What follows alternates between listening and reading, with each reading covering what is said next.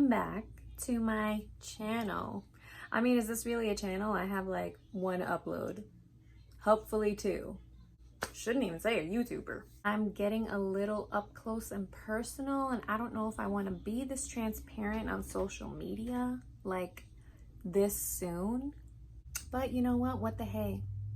When you're in your 30s, you kind of realize you only have one life to live, and you might as well be shameless. One reason why I started a YouTube channel was I was like, I got a few kids, I've been married a few years, maybe I have something to offer someone somewhere. So this is going to be a little get real with me. Get it? I came up with that one all by myself. Okay, I didn't know this about myself up until just recently. I don't know where my brain has been. I don't know why I didn't realize this sooner. Ooh.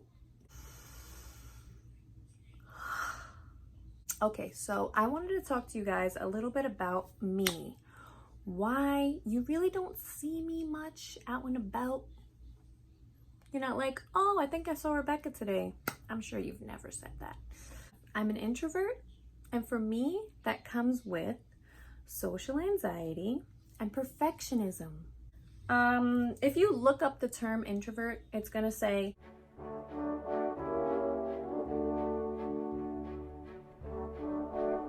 being an introvert is not a bad thing. Some people don't understand it and they get hurt and they think all these other things about you.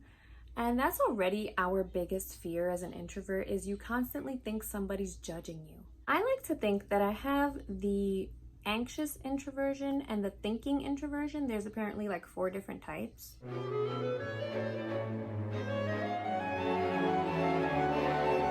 I have the anxious part down pat.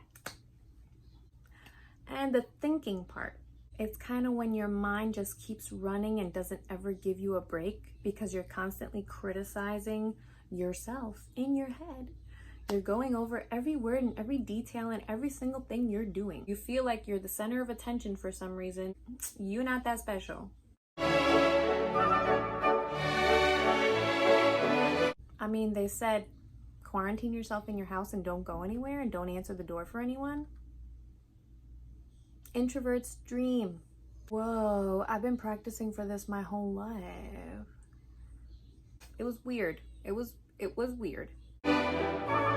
We like things very simplified and very simplistic. I like simplistic home. I don't like clutter. I mean, obviously things get messy, but clutter is something that boggles my brain. The more clutter around, the more cluttered and clouded my thinking process is. So we like things simple, the simple life, a quiet life.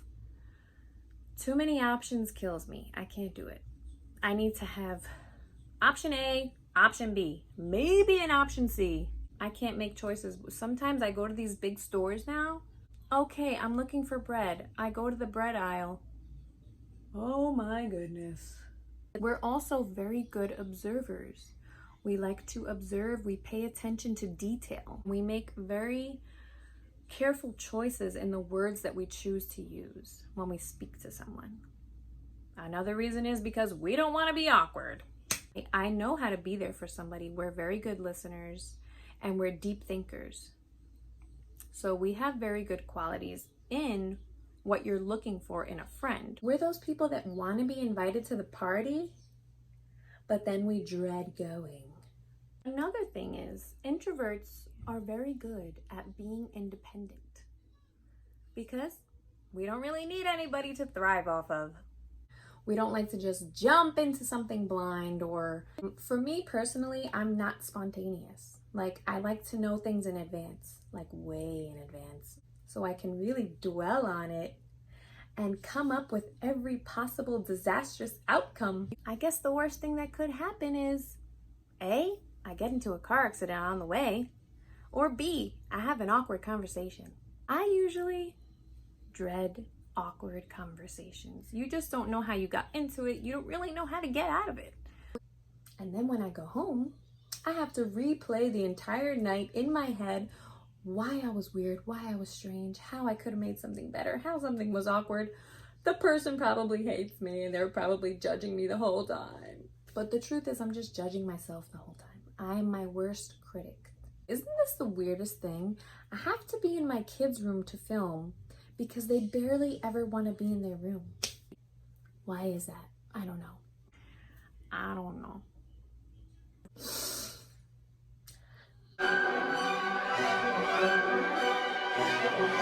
Social anxiety is something that develops over the course of your lifetime through experiences or your household, the way you were raised, the environment that you have to live in every day.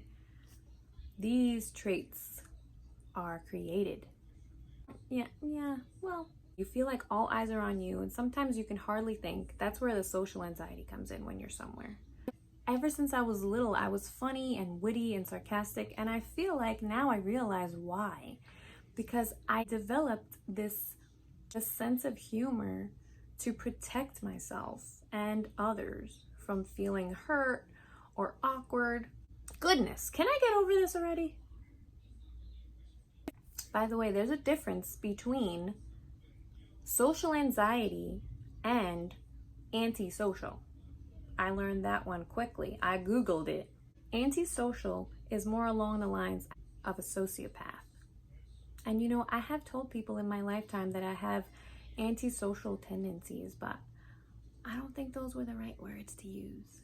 Maybe that's why they never called me back.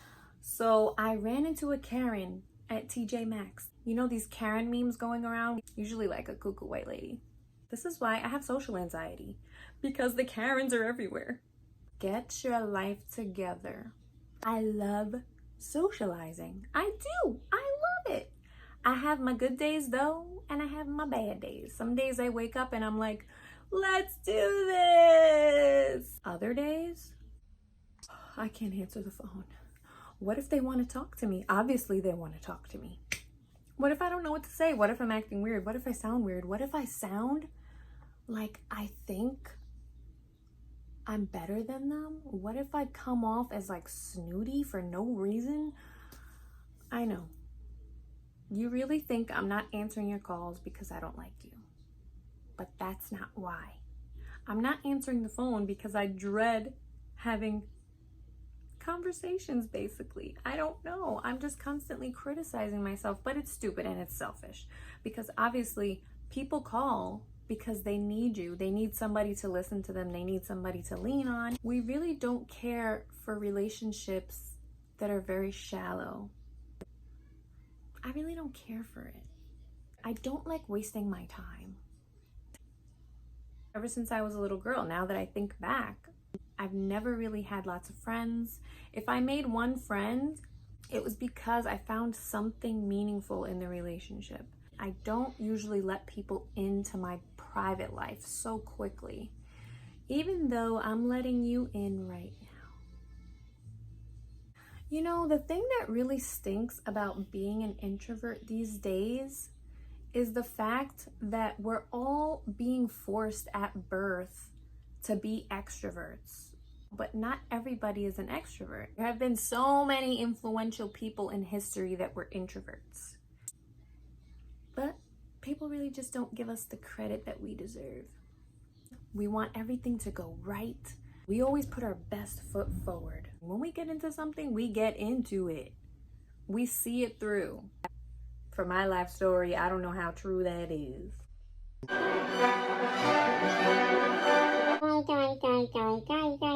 Extroverts thrive off of socializing and being active and being outgoing and going somewhere and doing things. For the introvert, it's draining. And we might have fun in the process, but afterward, we're kind of done. The social battery has run out and has to be recharged. Sometimes for me, it takes days to be recharged. Sometimes I'm in a weird little funk in my mind for a few days. I know you're probably like, well, maybe you have something wrong with you. Maybe. So some things that do help the introvert recharge are focusing on our interests and hobbies. Like for me, focusing on doing makeup really well.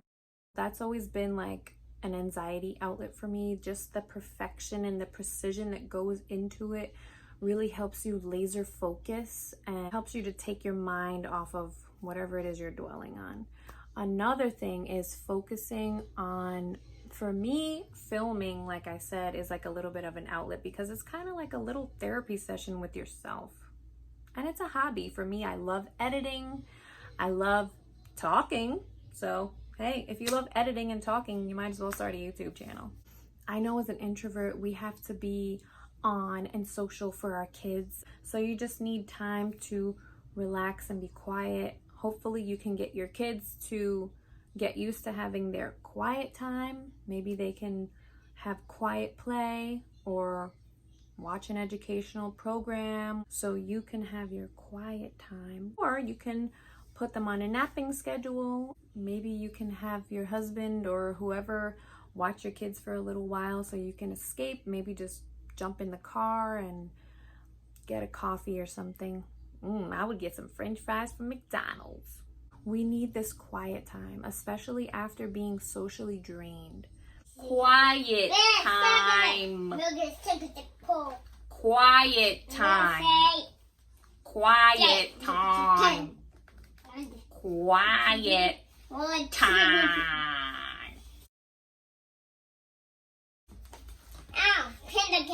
I don't think children understand what quiet time means.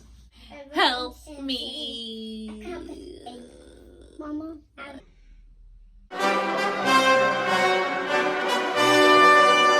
After one event, I will come home, fall asleep, and wake up feeling literally hungover. And I don't even drink. So that tells you something. I was a lot more fun when I was drunk, but that is not the case anymore, okay? I used to be a working woman in the world, and I didn't really understand my introversion at the time. I would come home from work after a long day, and sometimes I would just lay in bed and cry for like an hour. I'd be like, babe, I'm sorry. I need a little while to recoup. Psycho. And then I would wipe away all the tears and be ready to make some dinner and talk to my husband like a human being. Husbands don't really understand sometimes that everybody's pulling you in all kinds of directions 24/7 all day long. And then at the end of the day, they want to pull you in 27 other directions because they want you and need you. Everybody needs mama. But maybe if I would have known back then that I was an introvert, I would have cut myself a little more slack. Did I brush my teeth? I don't know. How about I be a singer when I grow up? Oh. When was the last time I showered? I don't know. This is little Miss Extrovert. She loves friends and socializing, and she wants to do everything. She wants to talk to parents at the park. No. She wants to ask questions. She wants to have play dates. Yeah. So we do it. She wants to go to public places with other people there. She's like her father. My husband is an extrovert, but we balance each other out. He's Mr. Hey, how you doing? You know me? Do I look familiar to you? Did you go to my high school? No. Okay. You must have worked with me at a job. Did you work at the diner? Do you work at the mall? I know your sister. I know your brother. I know your mother. I've seen you somewhere. Do you go to my church? He's that guy. He's the guy that in public, he sees somebody that he might know from who knows where, and he goes, come on, babe, let's go say hi. Let's go say hi. That's my worst nightmare. I'm always just standing on the sideline like, let's go. Some days I have social interactions that kind of charge me up. And then I'm like, you know what? I got this. Okay, I'm ready for the next social event. Let's go right now. Let's be daring. Let's call somebody we know. Ooh, now I'm walking on the wild side. This is what I've learned.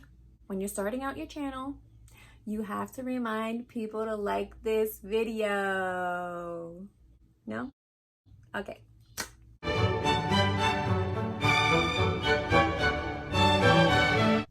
Now, the perfectionism is really what drives this social anxiety, because I want every little interaction to go perfectly. I don't want to feel awkward. I don't want to make them feel awkward, but somehow I make things awkward. I'm my own worst enemy. Anyway, I'm just a little old stay-at-home mom that has nobody to tell her jokes to. Nobody to be sarcastic with. Ew, look at this scraggly little hair back here.